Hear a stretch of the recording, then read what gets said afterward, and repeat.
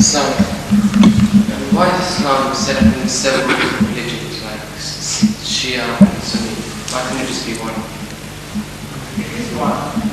No, Shia celebrate like when they do Jihad. Islam is one religion because basically it was revealed as one religion.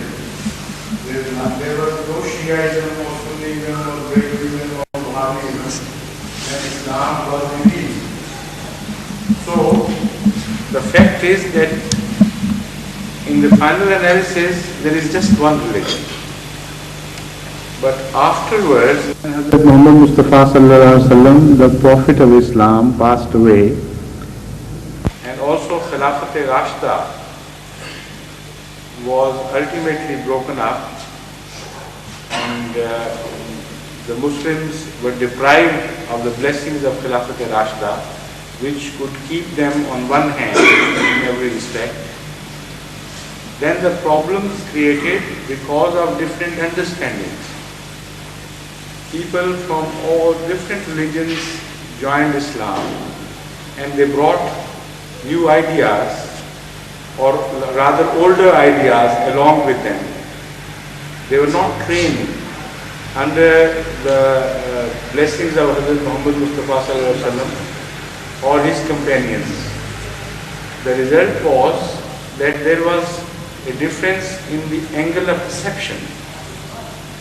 The same verses were read with different meanings obtained and different connotations attached by some people, while by others the same verses were recited and read with different connotations.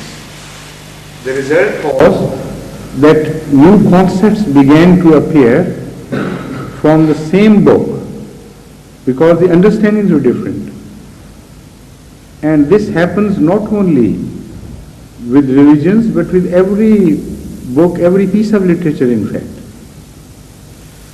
Pick out any poet, and when he is gone, his verses are interpreted so differently that perhaps if he comes to life again, he would never believe that is what he is supposed to have said.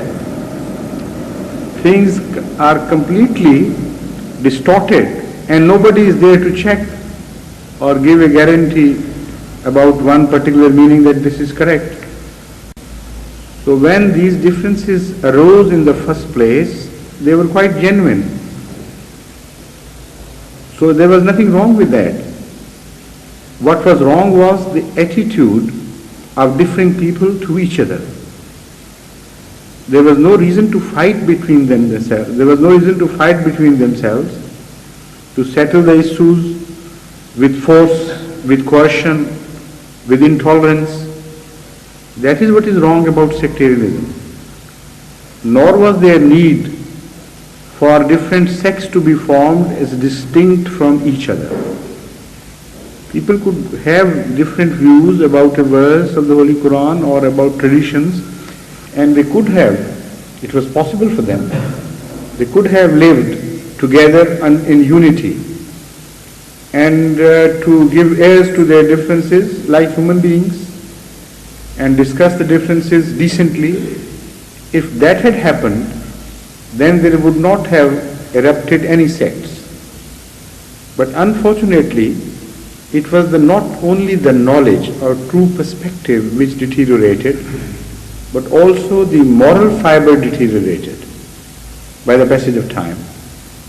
The result was that not only there was a difference in concept and views, but because of moral degradation, people became less human, less tolerant, less understanding, and they did not understand the moral teachings of the Holy Quran and the true object of the coming of the Prophet, peace be upon him.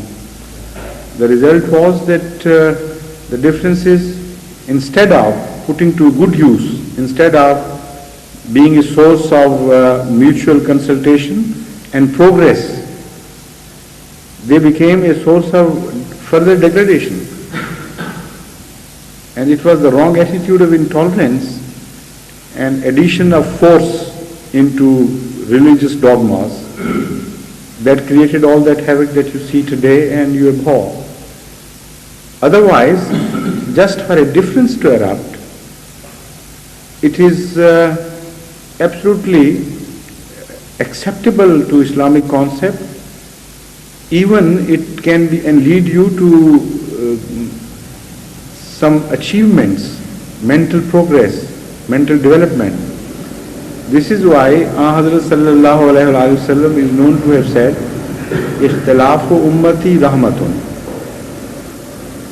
Those people who truly belong to me, their differences, of course, those who belong to him, their differences are based on taqwa, on right-mindedness and righteousness. So those who are referred to in this tradition. So he says, those who belong to me, who belong to my ummah, their differences are a source of mercy and blessing to them. So we have noticed Ahmadis have differences between themselves, but no new sects come into being. They discuss these differences in the right spirit, in the right atmosphere, and there is no coercion involved. And if they cannot settle the differences, they can always refer to the Khilafat, which with the grace of Allah is still intact and alive, and will continue inshallah for a very, very long time to come. The result is that everything is ultimately settled. So these factors of Khilafat having been broken up ultimately and deteriorated into various ulamas or religious leaders without having one single nucleus in Islam, and deterioration in morality and absence of the Holy Prophet and his trained companions, all these factors contributed towards creating sects as we see them today. Yes, Mr. Adu, how do you pronounce your name? I keep forgetting. It's correct. Adu? Yes. Adu, that's right.